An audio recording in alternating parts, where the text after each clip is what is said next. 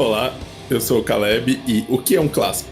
Oi, eu sou a Juliana e eu não nasci clássica, eu nasci velha mesmo.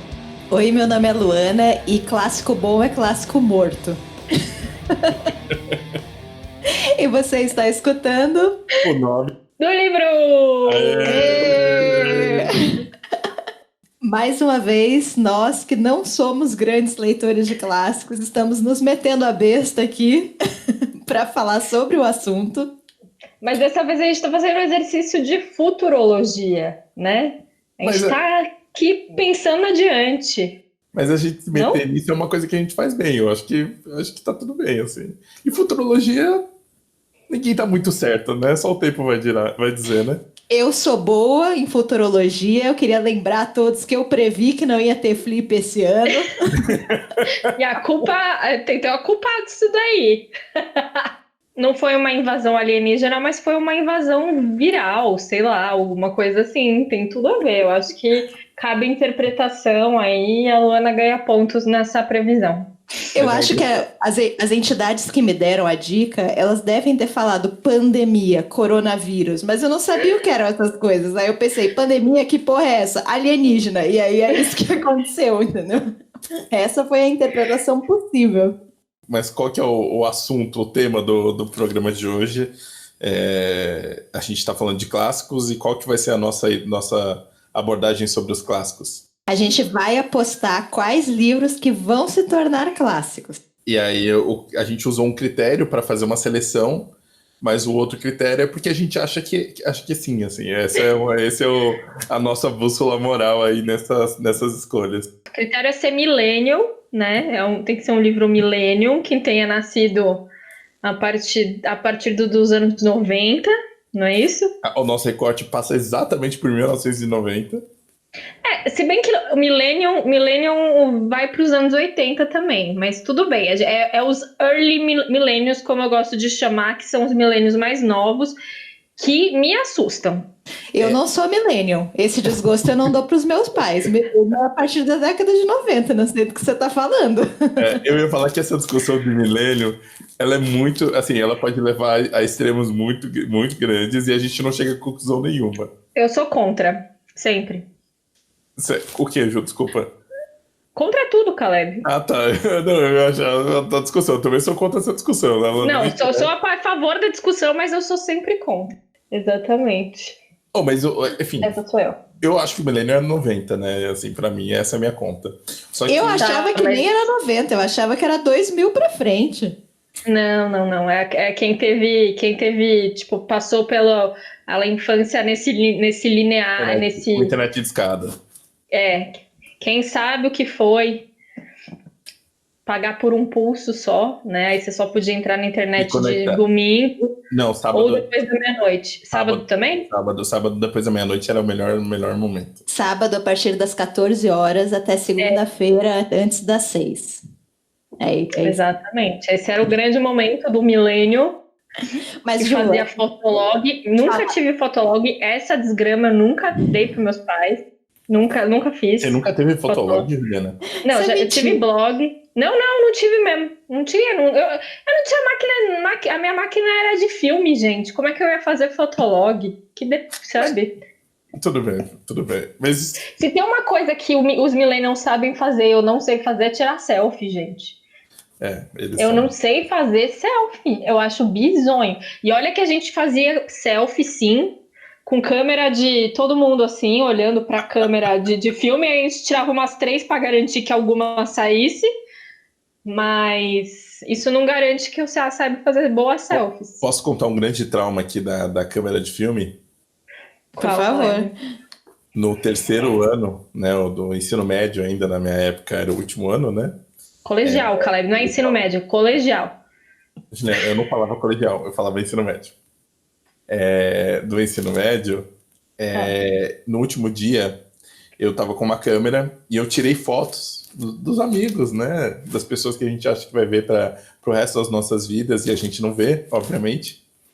E eu tirei 36 fotos.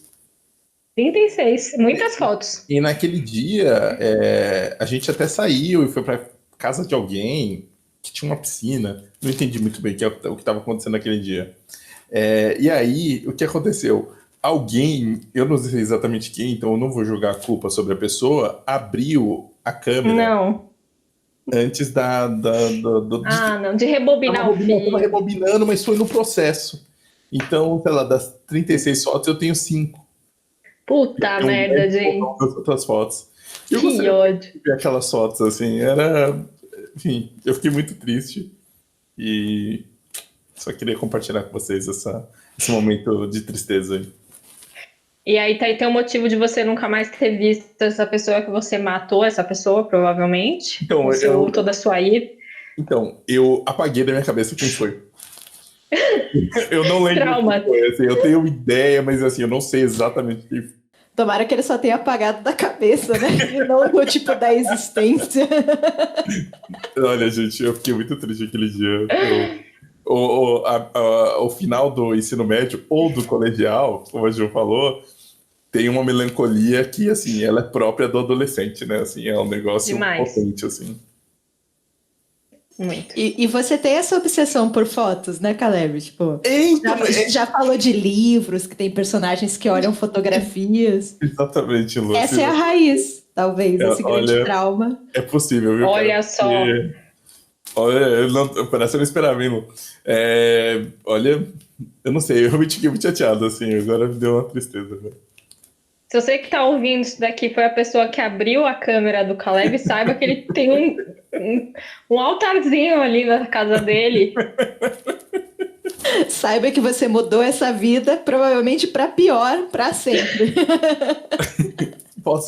Eu vou contar só uma última pra gente entrar no tema, porque nesse dia, eu não sei exatamente porquê, né, a camiseta da escola era branca, né, eu tinha ganhado um kit da 89, do Korn, né, banda de metal, né, e aí eu tava com essa camiseta do Korn, porque eu adorava essa camiseta. Então, enfim, eu tava bem nessas fotos. Caleb, eu te melhorei tanto, Caleb. Nossa senhora, como eu te... Depois desse momento de orgulho e autoparabenização. Foi demais, né? Foi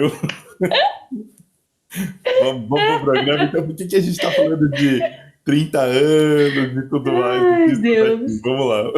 Mas os anos 90 foram anos maravilhosos, foram grandes anos. MTV, né? Geração da MTV, enfim, tem coisas muito boas. A moda era incrível, só que não. Enfim, tem muita coisa boa aí. Então, a partir dos anos 2000, calça cintura baixa, aquela coisa toda, depressão. E então a gente escolheu livros a partir desta data.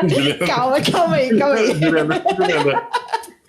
Por que você veio desse panorama da moda nos últimos 20 anos? Eu não entendi também, Juliana. Ela vai chegar lá, tá chegando, assim. Não, eu quero dizer que os nossos livros, eles estão de acordo com as tendências da época, entendeu? São livros cintura baixa, é isso? Calça cintura baixa, exatamente. Isso é bom ou ruim? Fica a questão. Juliana, aí eu vou ter que discordar de você, porque o livro que eu escolhi é muito melhor do que a Britney Spears e o Justin Timberlake quando eles eram um casal e eles saíram vestidos de jeans. De jeans! Nada é melhor do que aquilo. Nada, defenda. É icônico, gente. É maravilhoso. Não, gente. O meu livro é melhor que isso, gente. Meu livro daqui 30 anos, as pessoas vão ler e falar... Você tá botando expectativas muito altas e essa foto vai estar na Met Gallery, lá pendurada. E o livro que você escolheu? Vai estar? Fica aí o questionamento, Caleb. Juliana, é claro que ele vai estar, e um dos motivos dele vai estar o Caleb escolheu ele no podcast lá de futurologia dos clássicos jovens. Ok, Caleb, ok.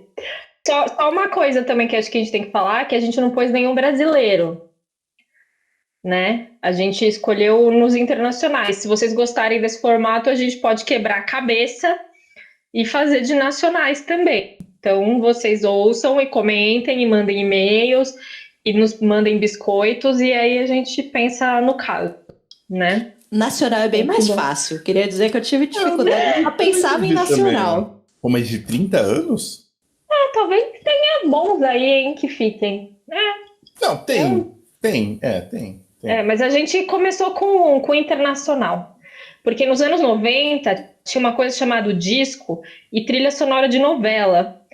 E a trilha sonora tinha a internacional e a nacional. E eram coisas importantes, sim. E eram, né? Nossa lista vai ser nacional tipo a Britney. E o Just. Exatamente. Seria a capa. Puta, a capa tem que ser essa. Nossa, eu já pensei. A capa desse. Não, mas na hora que a gente tava falando, eu já imaginei essa vontade aí.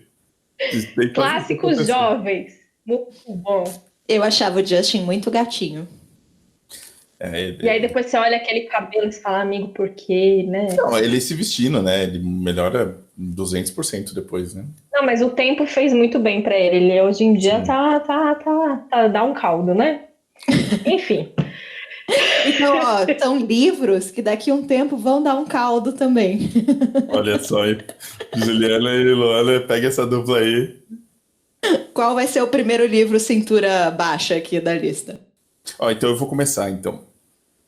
O meu primeiro livro, vou até em ordem de tempo aqui, é de 1998, né, a edição original, né, a edição em espanhol. E eu tô falando do livro Os Detetives Selvagens, do Roberto Bolanho, autor chileno, que morreu jovem. Ele morreu com 50 anos de idade só. Ele estava esperando o transplante, né, de fígado, se não me engano. Ele morreu na fila, né, de espera. Ele nasceu em 1953 e morreu em 2003. E eu coloquei Os Detetives Selvagens aqui porque é o livro... O Bolanho talvez seja o autor mais importante dos últimos 30 anos, pensando em literatura latino-americana. Ele vem depois de uma onda, se a gente pensa na onda do realismo, né, fantástico ali dos anos 70, 60, 70 até 80, tem uma queda, né? Uma queda não, mas tem alguma coisa, e o Bolanho vem como essa pessoa que renova a literatura latino-americana. Ele aponta o caminho para onde que ela vai seguir. E, de certa forma,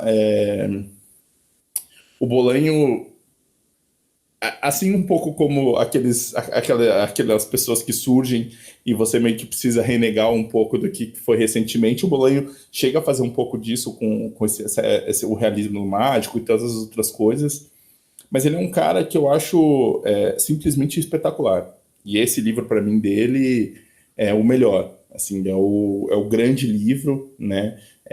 O Bolanho tem uma carreira, ele começa a publicar poesia ali nos anos 80, né, para os anos 90, não dá nada certo, enfim, ele fica precisando de dinheiro, ele começa a publicar ficção, né, de prosa.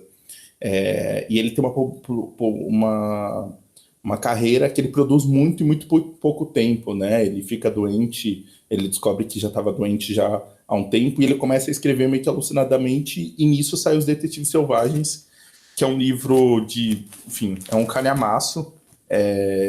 E os detetives, por que eu acho que já, assim, não sei se porque acho que talvez é muito cedo, mas por que eu acho que ele vai ser um clássico? Exatamente por ser um livro meio visceral, assim, é um livro completamente que tenta fazer um retrato de uma geração, e aí eu tô falando do Bolanho dos anos 70, né, de uma geração ali de poetas, desses amigos do Bolanho, também tem uma história pessoal dele, e um pouco dessa geração que sobrevive, né?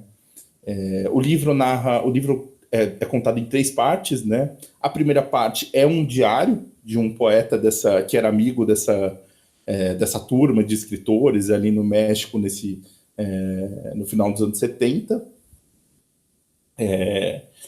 Tem esse personagem que descobre, que começa a escrever, que começa a participar desses grupos, e tem o realismo visceral, né, que eles chamam, e ele meio que dá uma ambientação nisso, e nisso vão quase 100 páginas só nessa ambientação, com alguns personagens que aparecem aqui e ali, entre eles 2 personagens, que é o Arturo Belano e o Ulisses Lima, O Arthur Belano, obviamente, é o alter ego do Bolanho. E a segunda parte, que eu acho que eu mais gosto, é um pouco da busca, né? Tem uma poetisa que some no México dos anos 20. Essa poetisa, enfim, ela fazia parte de um movimento que eles tentam fazer um neo-visceralismo ali nos anos 70, meio que se conectando com ela, e aí saem esses dois caras, o Ulisses e o Bolanho, né, o Belanho, nessa busca incessante. Só que o que eu acho mais fantástico é a forma que ele é narrado, porque acho que são quase 40, 50 personagens que narram essa história, e são sempre a perspectiva deles, então tem um contexto, e aí esses personagens principais, que teoricamente seriam esses detetives, eles aparecem tipo como uma sombra só, sabe? Nessa época eu vi o Ulisses Lima, ele passou por aqui e tudo mais, e isso vai construindo um pouco dessa imagem dos acontecimentos da América Latina a partir desses anos 70 e 80. Ditadura, fugas, golpes e tantas outras coisas, assim. Eu acho um livro...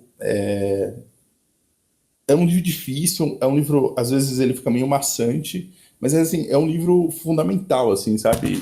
O Bolanho, eu acho que talvez tenha algumas outras coisas concisas que são ainda mais, são brilhantes, mas eu acho que esse é o grande testamento dele, assim, esse é o grande livro da geração.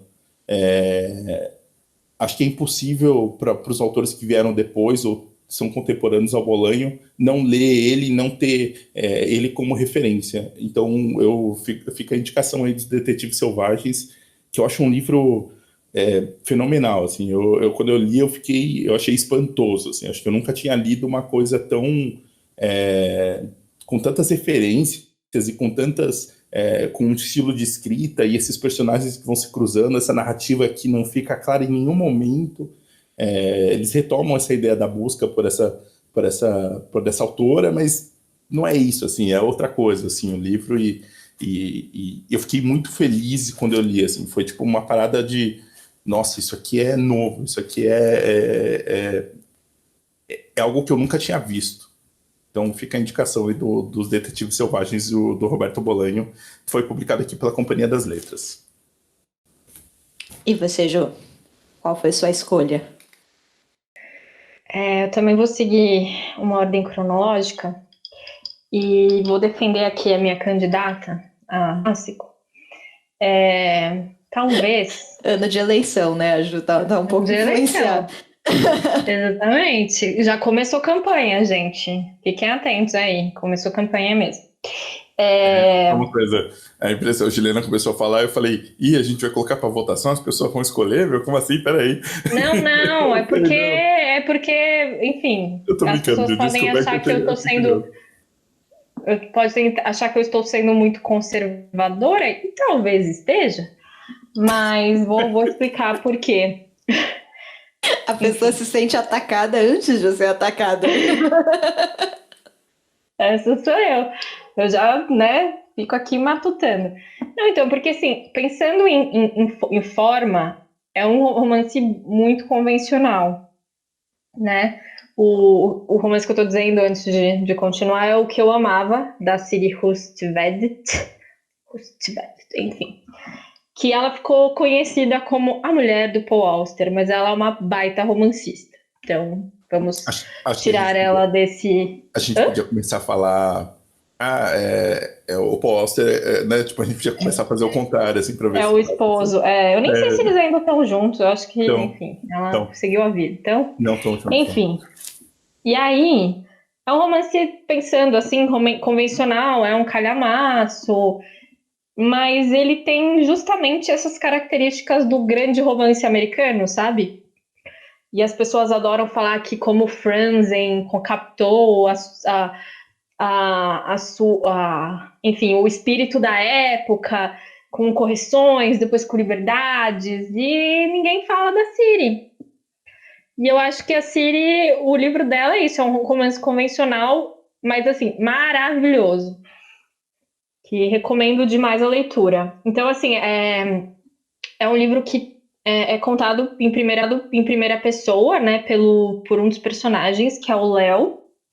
Ele é um crítico de arte e começa na década de 70, quando ele encontra um quadro.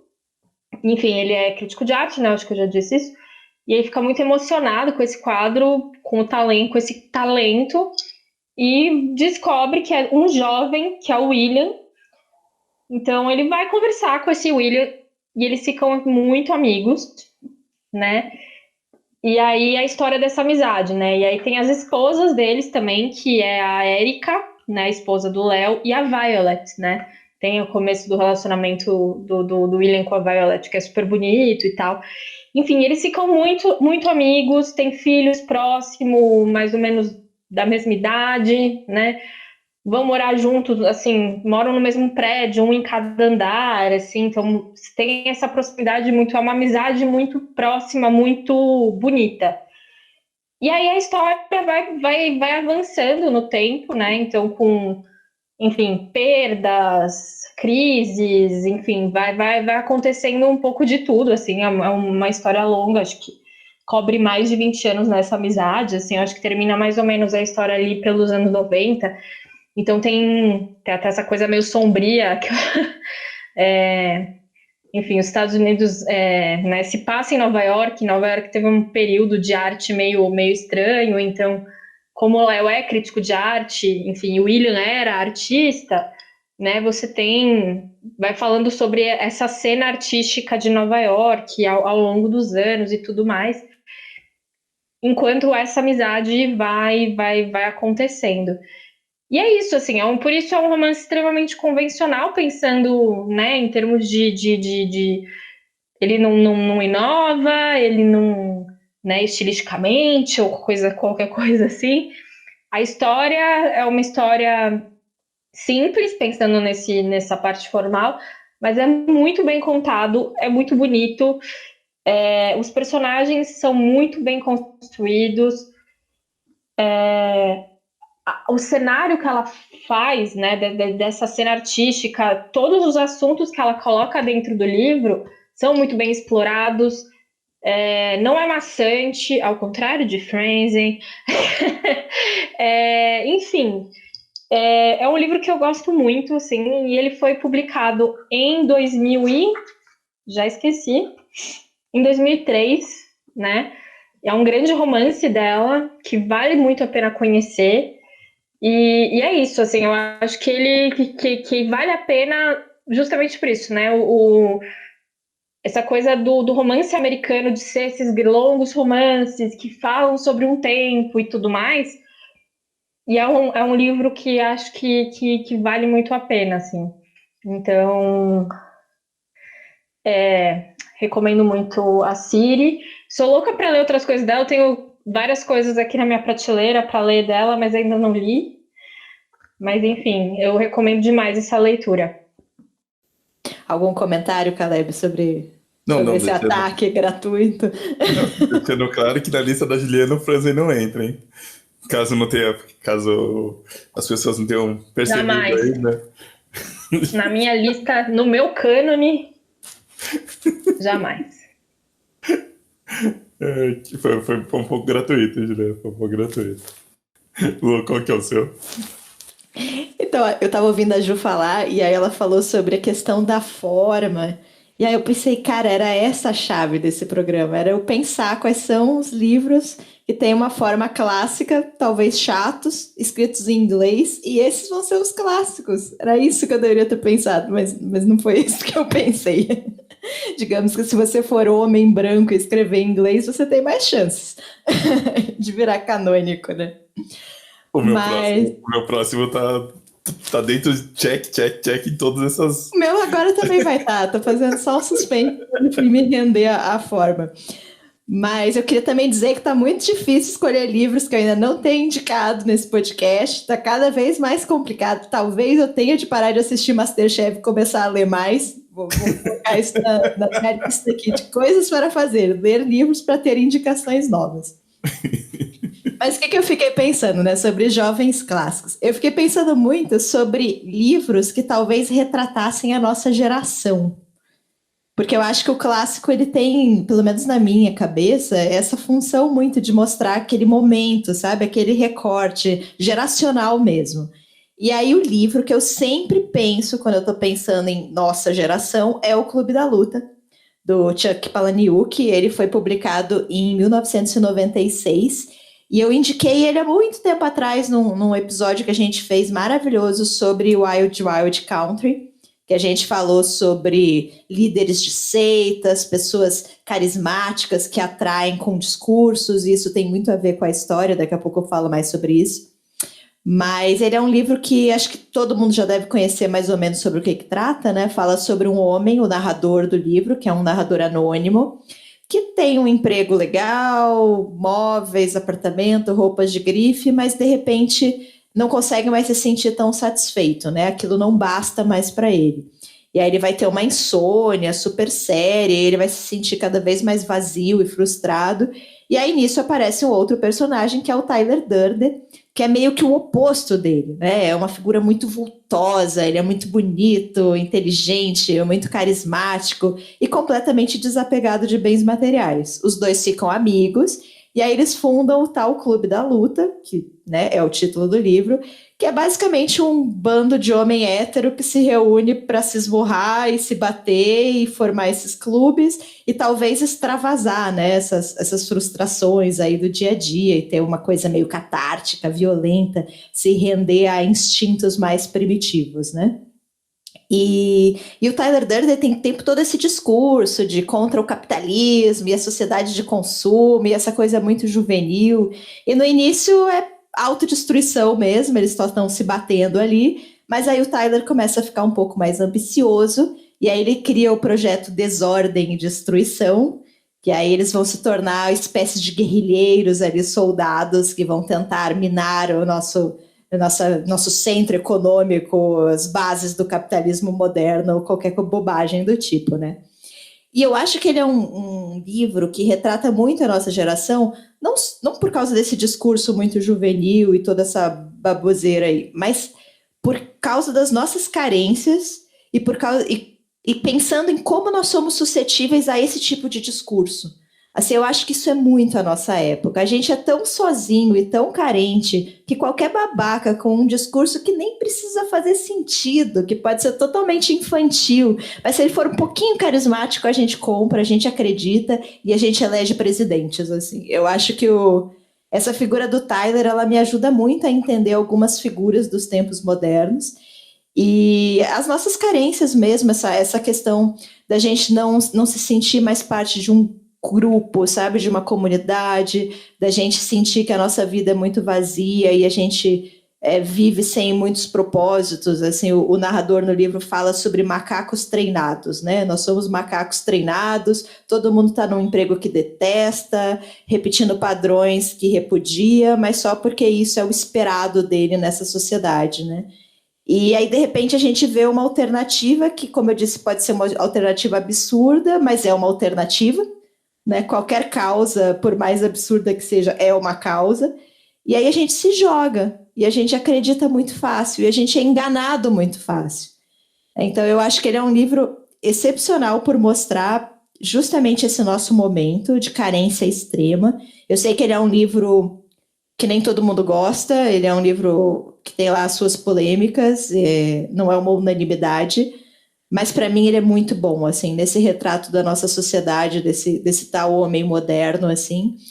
E acho que ele não vai se tornar um clássico pela questão da forma, ele tem um texto lá que é meio fragmentado, ele vai mudando a pessoa que narra, de repente é em primeira pessoa, daqui a pouco ele muda por um tu, né, por um você, enfim. Acho que ele é um texto muito maluco para ser clássico, na lógica da Ju, que eu achei que é melhor que a minha. Mas mesmo assim, eu nesse sentido de retratar mesmo um momento, eu acho que ele é excelente. Então, se por acaso você ainda não leu o Clube da Luta, fica aí minha recomendação, é um livro que eu gosto muito, me marcou demais. Clube da Luta, do Chuck Palahniuk. Mas, Lu, assim, eu acho que, assim, esse que eu entro é porque é o romance convencional americano, né, e talvez... Mas eu acho que já vou dando meia-culpa para minha próxima escolha, que também não inova e não tem nada a ver com o novo romance americano. Eu acho que também as coisas que diferem e sei lá, inovam de certa forma também tem seu lugarzinho no céu, assim, né? Pelo menos eu acho que é interessante. Eu acho que ele ganha chances, não para a Academia Americana de Letras, se é que isso existe. Será que eles têm espadas, como aqui no Brasil, ou eles têm sabre de luz? Não sabemos. Não, Ju, é Estados Unidos. Qual arma que eles têm? Pensa um Eles têm pouquinho. uma espingarda, droga. Nos Estados Por Unidos. favor, né? Imagina, eles devem ganhar uma espingarda dourada, se existe uma academia americana de letras. Enfim. Se tiver alguém aí, por acaso, que veio do futuro e tá ouvindo o nosso podcast, dá uma dica pra gente se a gente acertou em algum. Pois é, né? Eu acho que o Chuck Palahniuk é muito pop pra virar. Eu acho que tinha escolhas norte-americanas mais óbvias, assim. Ou de língua inglesa, na verdade. Pensei muito no... Acho que... Não vou nem falar qual que a gente pensou, porque eu acho que ele ainda vai aparecer por aqui. Mas eu acho que tem livro que tem mais cara de clássico, assim. Você olha e fala, esse aqui vai Já ganhar nasceu prêmios. Já nasceu, exato. Acho que esse não... Mas eu quis citar mesmo assim, porque eu gosto do livro. É isso, é nóis. Valeu, falou. Vai, Ju, tá no embalo. Não, então tá, eu vou falar. Porque é isso, assim, é outro romance que talvez seja convencional, não tenha grandes arrobos, né? Mas não é americano, então, né? Teria que a Academia Americana não vai julgar, então talvez eles não gostem disso. Teria que ser a Academia Italiana. Será que a Academia Italiana ganha? Um rolo de macarrão. Nossa, tipo, Juliana é estereótipos, né? Você processada aqui. Juliana levando os estereótipos aos últimos elementos. Assim. Tá, mas pensem o seguinte: o que vocês prefeririam ganhar? Uma arma de fogo ou um ravioli bem feitinho, assim, um porpetone? Tá muito na cara qual país é superior, assim. Pra quem tá vendo o episódio no YouTube, a Luta fez até a mãozinha que a Juliana até mão de coxinha, gente. Tem que fazer mão de coxinha pra falar de Itália. Adoro. Só uma pausa aqui. Ju escolheu um autor italiano, autor/autora italiano. Quem vocês acham que foi? Peraí, surpresa. Vamos dar um tempo aí para vocês pensarem. Eu só imagino as pessoas ouvindo, a hora que a Lu falou isso, as pessoas estão. É Ferrante! Tá tipo meio gritando assim. Eu faço isso com o podcast. Às vezes alguém. Como que era o nome de tal coisa? Eu fico. É tal coisa! Parece um maluco falando, então. Imagino que era isso. E depois vocês me julgam porque eu falo sozinha. Olha só vocês. Não vamos entrar nessa agora, Ju. Você tem uma imagem para manter, Ju.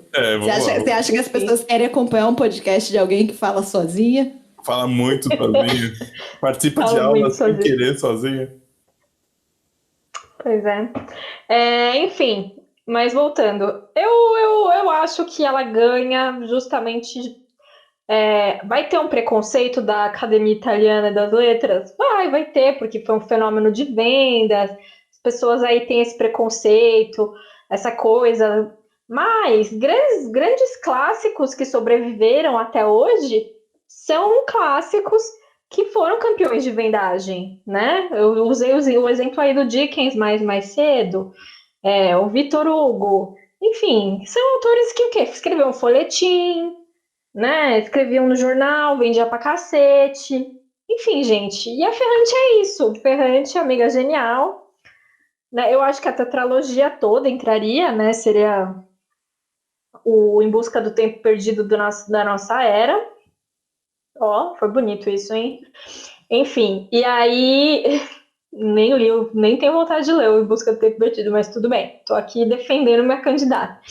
E aí, porque vai que a Academia Italiana tá vendo nosso episódio, gente. Outra agressão gratuita. Eu queria pontuar aqui. Caleb, eleição é isso. Você tem que ir pra cima, entendeu? Você tem que defender seu candidato. Tem que ter, enfim. Sangue no olho. Exato. Porque é isso. Vai que a Academia Italiana aqui tá prestando atenção aqui nesse episódio.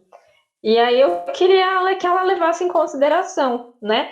Teve um episódio que foi, acho que foi o com a Nath, do Nome da Leitora, com a Nath do Redemoinhando, né? Que foi um episódio incrível sobre o livro do Saramago, que ela perguntou que ela gostou, né, do Amiga Genial, e ela perguntou por que eu vi tudo. E talvez eu tenha sido leviana com o Ferrante naquele episódio. Mas vamos aqui me retratar. De fato, a primeira impressão que eu tive do livro foi justamente assim, o que me chamou muita atenção foi essa construção histórica, esse conflito entre as duas personagens, né? De fato, você se envolve e tudo mais. Mas esse livro tem muito mais do que isso, né? E acho que conversando com outras pessoas, ele vai ganhando outras dimensões, principalmente tem outro episódio aí com a Tatiane Dantas, que é uma grande estudiosa de Ferrante, então escutem. Tenham esse prazer também. Escutem o da Nath também, porque foi maravilhoso falar sobre Saramago. E escutem também o da Tati. Né? A Tati fala um pouco sobre algumas das possíveis referências que a Ferrante usa aqui. Então, assim, a tetralogia napolitana, ela é premiada de uma série de referências. Então, ela é aquela autora que é uma autora para autores também, que tem muita gente que gosta disso, né? Então, que você em uma primeira leitura, numa primeira camada, é uma boa leitura, mas se você tem esse conhecimento de outros autores, vai ganhando outras, né? Tipo o filme da Pixar também, para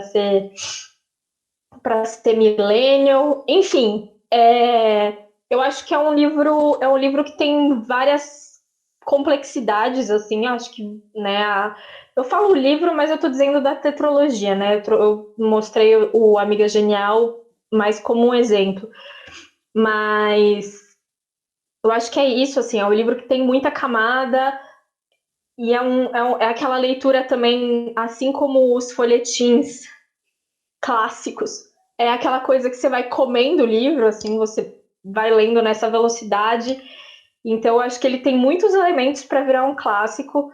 Se a academia italiana não tiver o preconceito por ser um livro de grande vendagem e um livro pop. Então, a academia italiana vem comigo que é sucesso. A minha indicação, né, pensando nos jovens clássicos, foi um livro que eu pensei, acho que imediatamente que a gente falou nesse assunto, pensando nesse tema. Não. O Caleb primeiro pensou em quebrar a regra. O Caleb não entendeu a regra, Juliana, foi isso. não quebrei a regra. Eu entendi ela ao contrário, pô. Qual seria a sua escolha se você pudesse quebrar a regra, se as pessoas não te podassem? Não, porque assim, quando a gente bolou, né, vamos aqui partir do bastidor aqui, quando a gente conversou sobre, a gente tinha sugerido do clássico, né, jovem, a gente ficou em dúvida de qual seria o critério, porque assim, a gente em nenhum momento aqui, a gente entrou no que seria o clássico, né, que, enfim, não chama porque ler os clássicos do Calvino e tudo mais, enfim, a gente, né, tá nessa daí. E aí a gente pensou num recorte, mas qual que vai ser o recorte? Aí o recorte é 30 anos, autor vivo ou morto. Só que eu achei que fosse 30 anos daí para trás, não para frente. Do tipo, não pode ser de 30 anos para cá, tem que ser para trás e o cara tem que estar vivo. Porque eu achei que ia ficar difícil. Né? Afinal, as pessoas estão envelhecendo. E a minha escolha... as pessoas estão rindo, né? Agora, a minha escolha ia ser o... Essa sua justificativa não faz nenhum sentido, Caleb. Nenhum sentido. Juliana, eu não quis roubar. Eu entendi que foi isso mesmo. Não é que não faz sentido. Pra mim faz, olha. Se eu tô falando que eu pensei assim... Não, tudo bem, mas é que foi bizarro. Tipo, a gente dos últimos 30 anos. Aí você, tipo... Não, a gente falou, o recorte é os últimos 30 anos. Eu falei, os 30 anos últimos não pode. Então tem que ser de 1989 pra trás, pô. Em defesa do Caleb, era domingo, que domingo é um dia estranho, a gente nunca raciocina bem no domingo. E era de madrugada já, muito tarde. Era muito tarde. Era muito tarde mesmo. E tava calor. O que piora muito a situação. O livro que eu ia escolher, e aí esse foi o primeiro, porque, enfim, essa é a minha cabeça que fez esse recorte, era A Insustentável Leveza de Ser, do Milan Kundera, que foi publicado em 81. Então, esse era o livro, porque eu falei, pô, esse é um clássico já pra mim. Enfim. Agora... Esse é um pré-clássico agora, Caleb. Não, ele já é clássico. Do nosso recorte, 30 anos pra cá não é, de 30 anos pra trás talvez já seja. Talvez. Esse, no caso, acho que talvez já é, né? Não, acho que talvez. É um livro que eu gosto muito e, enfim, eu indico ele sempre que eu puder. Mas não é esse o livro que eu vou falar. O livro que eu vou indicar é um outro que eu já falei aqui. Eu reforço a questão que a Lu trouxe, que tá cada vez mais difícil indicar livros, né? Porque a gente leu bastante, mas a gente já falou bastante aqui no podcast. A gente tá completando aí 2 anos, né, de podcast quase. E, enfim, é um dos meus livros favoritos. Eu tô falando do Reparação, né, do escritor inglês, do Ian McEwan. O Reparação foi publicado lá fora em 2001, aqui saiu em 2002, editado também pela Companhia das Letras, com tradução do Paulo Hicks Brito, né, excelente tradução. E por que eu coloquei o Reparação aqui? Eu coloquei porque eu acho ele muito impactante. Assim, o McEwan entra em todos esses atributos necessários para se tornar clássico e respeitável, né? Ele é homem, ele é branco, ele é inglês, ele escreve em inglês, então, enfim, normalmente são só esses atributos, né? Mas tirando esses daí, ele escreve muito bem, e eu acho que o Reparação é o ápice dele, assim, é o que ele, assim, nunca mais vai ter nada parecido com aquilo no que ele escreveu, e essa é uma questão que que eu converso com o aluno, da gente ler o melhor de um escritor. Eu continuo lendo o McEwan esperando que eu vou encontrar a Reparação e eu não encontro. Já li ótimos livros dele, bons e ótimos livros, mas o Reparação foi uma coisa fora, assim, para mim foi muito impressionante. Vou falar um pouco, né, para quem não conhece ainda. O Reparação conta a história, ele começa narrando a história através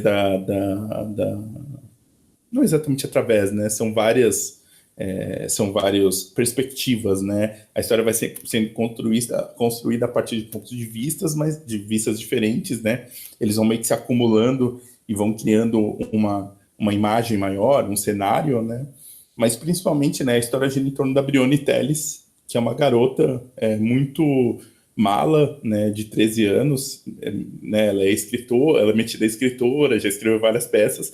Ela está escrevendo uma peça que, se não me engano, chama Arabella em Perigo, alguma coisa assim, se não me engano. A gente está em 1935, né, e a Brione vê uma cena, que é o Rob, né, que é o filho do empregado, né, do que mora, né, na propriedade, que foi criado mais ou menos como filho, mas a gente sabe que não é filho, né, em uma cena num lago com a Cecília, com a irmã da Brione, e a Cecília meio que ela tá despida e ela entra nesse lago para buscar alguma coisa. E ela fica meio que fascinada, né, a Brione tem essa imaginação super fértil. Além de criança, ela é meio prodígio, então tem todas essas coisas. As coisas vão se desenrolar durante o dia até o momento em que uma prima, enfim, é uma festa, tem uma celebração, então enfim, tem algumas coisas que estão acontecendo, até o momento em que uma prima não sei se agora é prima, ela meio que desaparece. Na verdade, os primos, né, os irmãos da Brione que desaparecem, eles vão atrás e nesse meio, enfim, deles saírem procurando na propriedade, acontece uma coisa terrível com uma personagem, né, ela é estuprada e a Brione acusa o Rob, que fala que foi ele, fala que ele viu, ela viu ele. Enfim, e o Rob acaba saindo preso, né? Essa é mais ou menos da primeira parte. E o livro vai se desenrolando, pula para uma segunda parte, onde o Rob está na guerra e tem descrições longuíssimas sobre a guerra, que eu acho meio impressionante. Enfim, é um livro que... O que mais me fascina no livro é como ele fala sobre a própria escrita. como ele de certa forma, ele está pensando sobre o ato de escrever, pensando através da Bryone, né? Porque a gente chega no final do livro e a impressão que eu tenho é que o McEwan está olhando e falando assim, olha, tudo isso aqui que eu faço, esse escrever e construir as coisas, sei lá, como se fosse quase uma manipulação. E eu acho maravilhoso essa coisa meio desse processo, ele meio que meditando sobre como é escrever, assim. Eu acho que o Reparação é um desses livros que vai ficar, enfim, realmente vai virar um clássico. Ele já meio que nasce um pouco, acho que com essa aura. É um autor que tem uma carreira longa, enfim, ganhou prêmios importantes e continua publicando, continua ativo, continua defendendo gente que não era para defender agora nesses últimos tempos. Mas o Reparação é um baita livro e eu indico ele demais. Para quem não leu, mesmo que tenha visto o filme, assim, eu acho que ainda assim vale a pena a leitura. Não vai ter uma grande surpresa, mas acho que é um impacto bem forte, bem poderoso. Eu já falei aqui que eu sou totalmente apaixonada por esse livro. Foi a minha primeira escolha também. Eu só não coloquei na minha lista porque eu tinha absoluta certeza que o Caleb ia escolher. E pensando, eu acho que a gente nunca tinha falado dele. Ele sempre surgia, assim. A gente sempre lembrava dele depois, e sei lá, adaptações cinematográficas. Aí a gente lembrava dele também, mas ele nunca foi o principal, sabe? Mas você sabe que enquanto eu falei, agora que eu percebi que eu dei um puto spoiler dessa primeira parte, né? Dele ser acusado. Eu fiquei meio com medo, falei, será? Mas enfim, acho que ainda assim vale a leitura, né? Mas esse não é o spoiler do livro. Então não é. Mas aqui eu fiquei meio preocupado com ele. Esse livro tem a revelação, pra mim, na minha experiência de leitora, a maior revelação que eu já tive com um livro, assim, de final, de plot, assim, de verdade, pra mim foi uma coisa absurda, assim.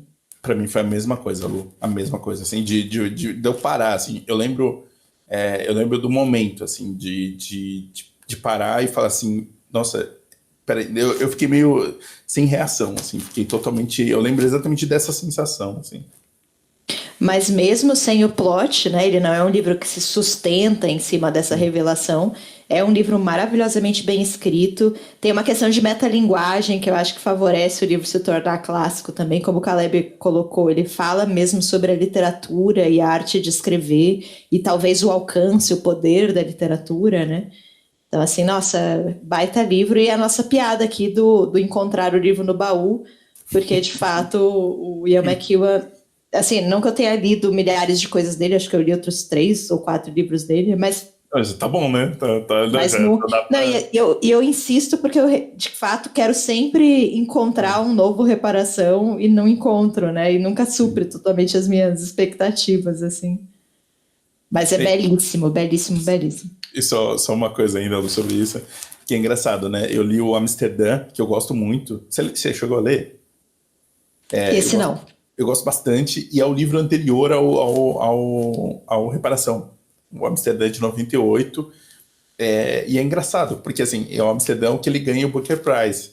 Né? Em 2001 ele perde pro Peter Carey, né? Que, enfim, pensando em prêmios importantes e tal.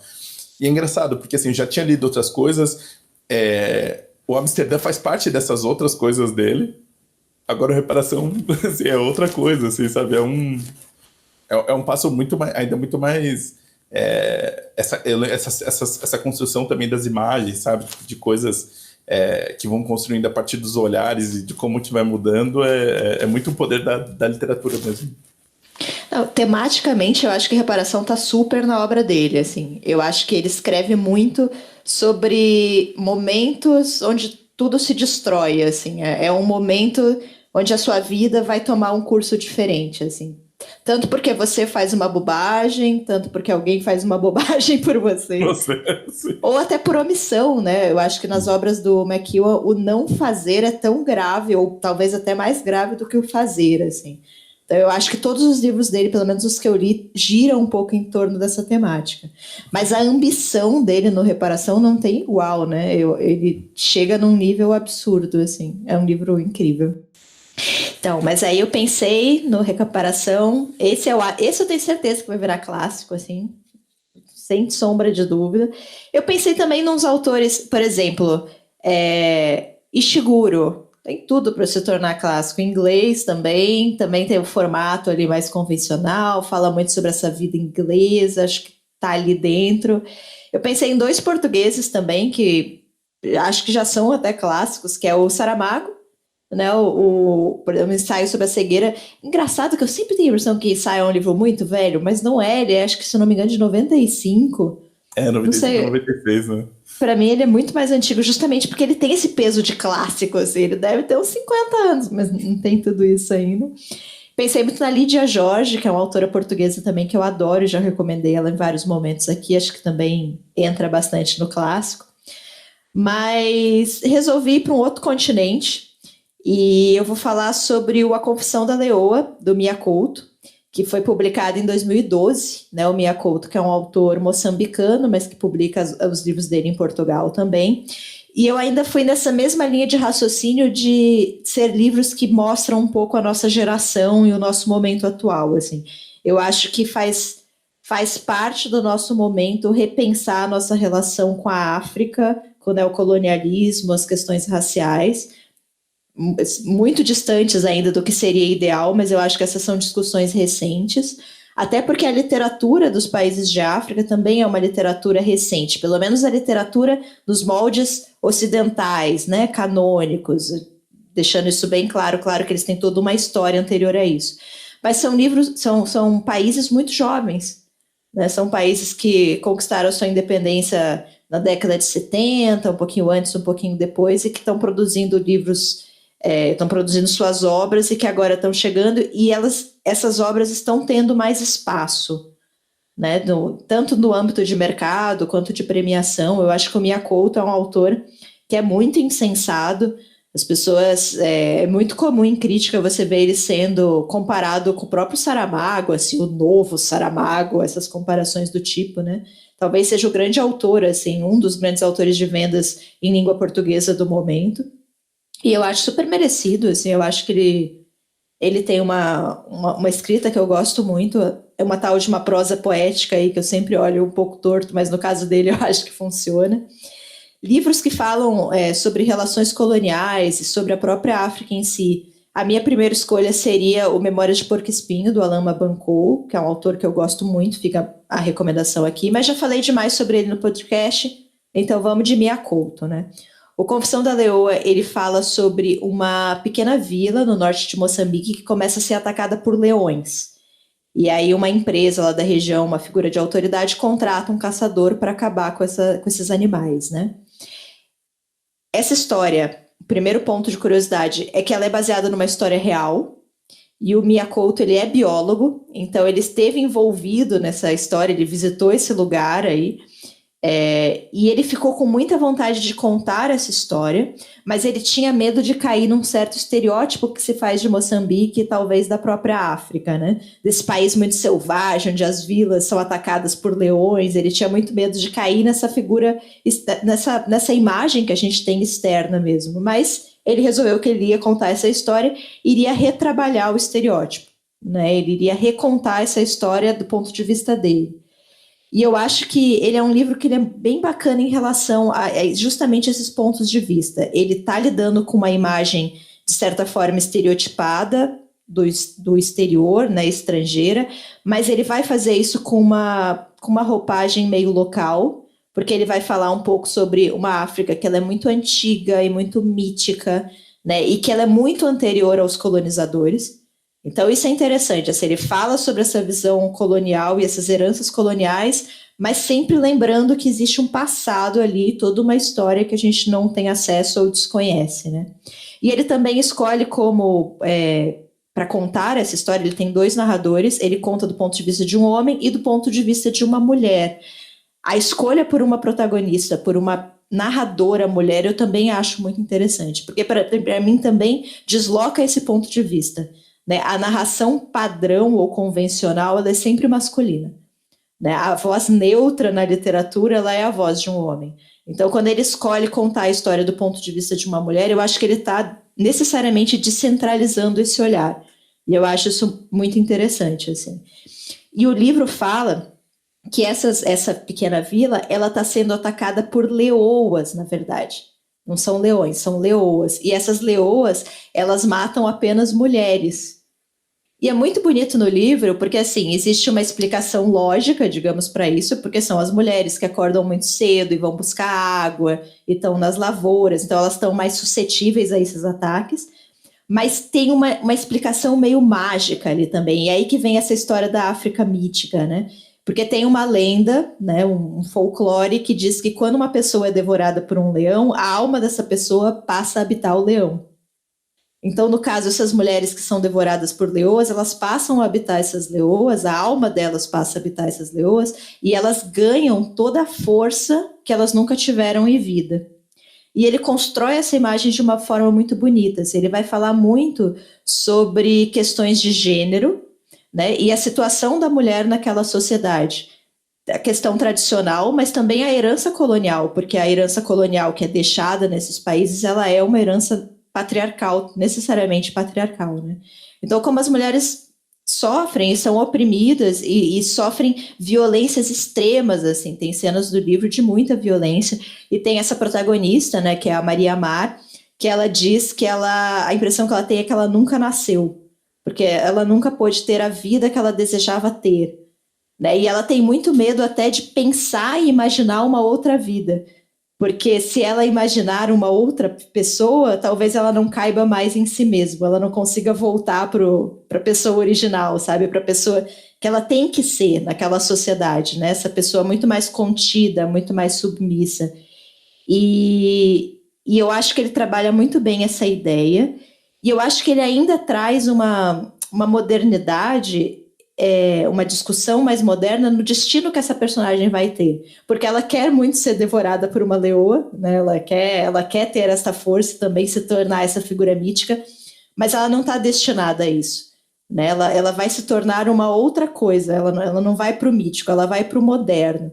E aí eu acho que tem uma questão dele trabalhar essa ideia moderna que a gente tem de que a desconstrução é possível, sabe? Todos esses aprisionamentos que a gente fez de estereótipos, seja em relação às mulheres, seja em relação à África ou aos países africanos, ou a própria questão de negritude, a gente pode reconstruir isso. Eu acho que essa é uma questão muito, muito bonita no livro. Faz parte, para mim, das discussões modernas a gente acreditar que as coisas podem ser melhores, porque senão tudo perde o sentido. Talvez fosse mais fácil acreditar nisso antes da pandemia, talvez. Mas eu acho que a literatura, ela ocupa esse espaço, sabe? De você refletir sobre a sociedade e talvez sugerir às pessoas formas delas se transformarem, se desconstruírem, se modificarem. Acho que a literatura não tem que ter essa função, ou seja lá o que for isso, mas ela pode ter. Eu acho que ela tem esse poder, assim. E acho que o Mia Couto trabalha isso muito bem, assim, num livro muito bonito, de construção muito poética, de frases muito bonitas. E eu acho que isso é um bom candidato para clássico, assim, pegando a veia da Ju aqui, defendendo o meu livro, votem no Mia Couto. Eu acho que ele tem vários checks aí. Ele tem a forma, que é muito bonita, ele tem essa questão da geração e das discussões que são pertinentes ao nosso momento, que eu acho muito relevante. E eu acho que seria legal que fosse um livro que sobrevivesse ao tempo, assim, que a gente pudesse, daqui a muitos anos, ler e talvez ver o que estava se discutindo nesse momento, em que pé que estava na sociedade e o quanto que a gente se transformou, espero eu, para melhor, talvez, mas pelo menos o que estava sendo discutido no momento, né? É um livro que eu gosto muito, ele é de 2012, então, ele é bem recente, fica aí a recomendação do Confissão da Leoa, do Mia Couto. Acho que esse eu nunca tinha falado no podcast. Acho. Acho que não. Não, eu só tenho uma dúvida. Essa sua candidatura, ela é enviada para a Academia Moçambicana ou a portuguesa? Pergunta polêmica aí. O que você acha? É difícil, né? A gente já falou isso em outros podcasts, né? Que esses autores de África, muitas vezes, eles escrevem para um público que não é exatamente o público do seu país, né? Isso é uma questão muito complexa para ser discutida, assim. Você tem alguns escritores, Mia Couto, o próprio o angolano, meu Deus, me fugiu o nome. Pepetela? O Pepetela? O Agualusa. O Agualusa, Pepe Tela, Mia Couto, eles escrevem basicamente... Eu acho que não é nem para Portugal, eu acho que é para o Brasil mesmo. Eu acho que nós é que somos... Mas enfim, conversas assim, eu vi que o sucesso que o Mia Couto faz aqui, ele não faz em Moçambique, assim... Nem no Portugal, né? Nem em Portugal, assim, né? No sentido de o quanto... essa visão, talvez, né? Não sei se é isso que... Essa ideia de África, né? Que agrada, não sei exatamente, né? Não tô tirando a característica, a qualidade dele longe disso, não é essa a minha ideia, né? Mas que, pensando nisso que você falou, né? De que talvez ele não escreva para o público de lá, né? Eu acho que é mais estrangeiro, você acha? Eu acho que tem duas opções aí de caminho de discussão. A primeira é que eu acho que eles realmente escrevem uma literatura ocidental, né? No sentido canônico mesmo. Eles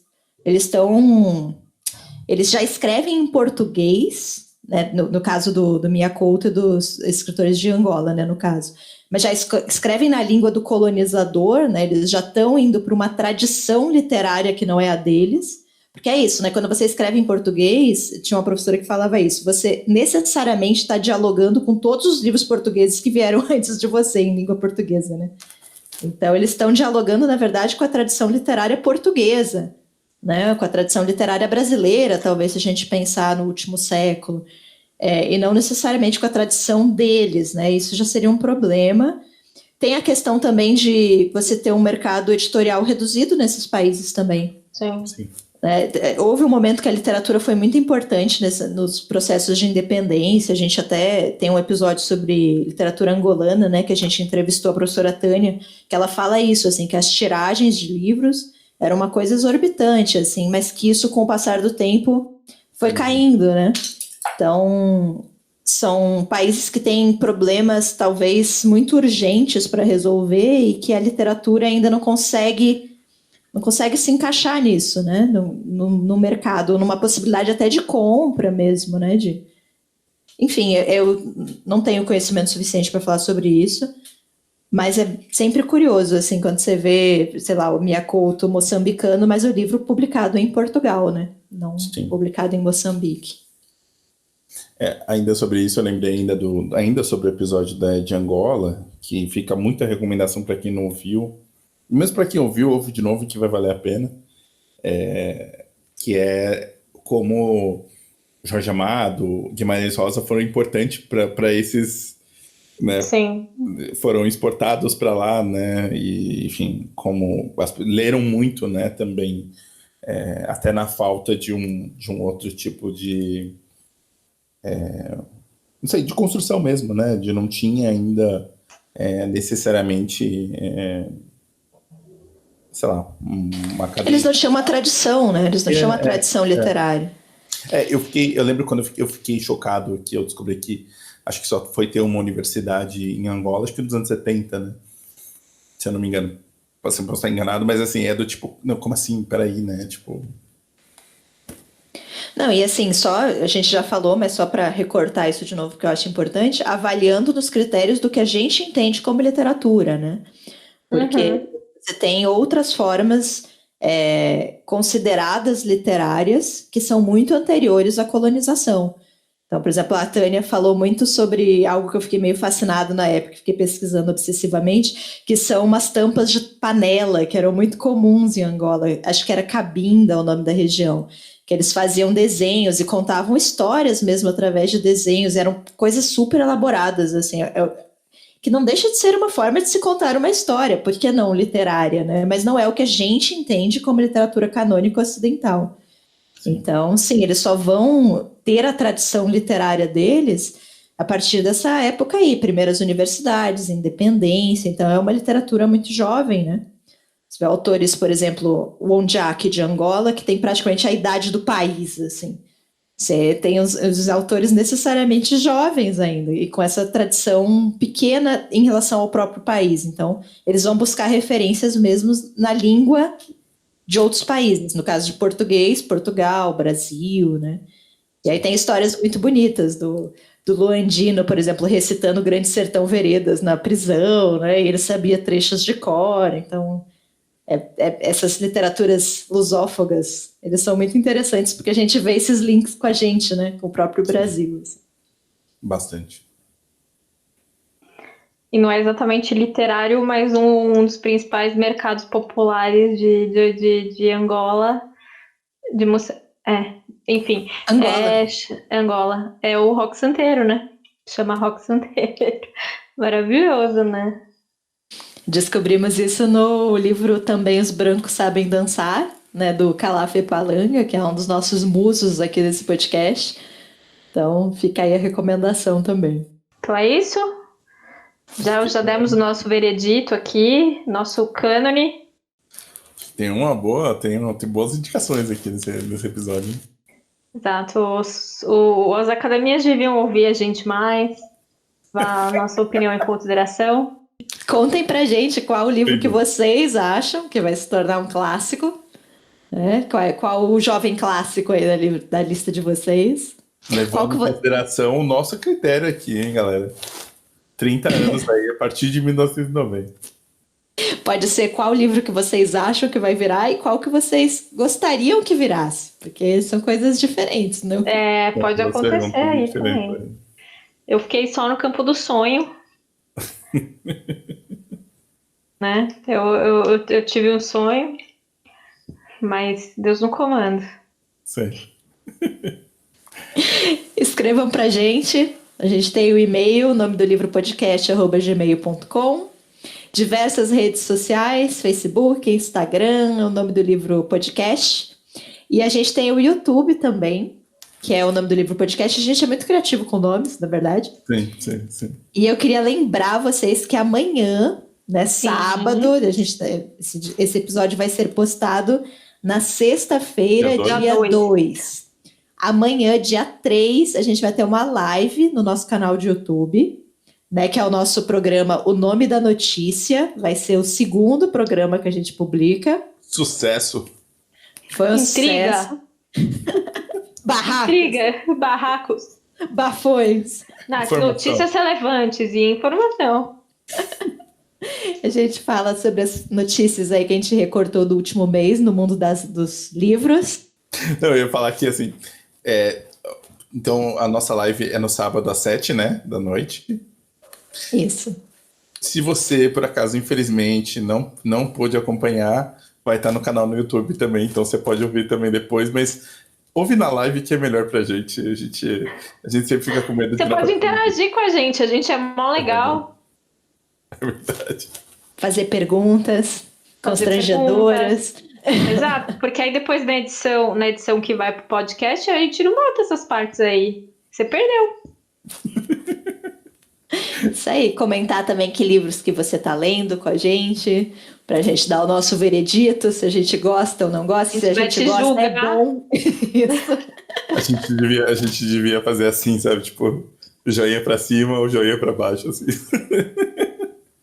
E justifiquem sua resposta. Não, só fala às vezes. Trauma do justifique sua resposta, Juliana. Da época do colegial. Do colegial, muito bem, galera. É isso, né? Acho que é isso.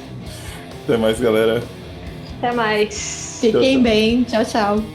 Tchau, tchau.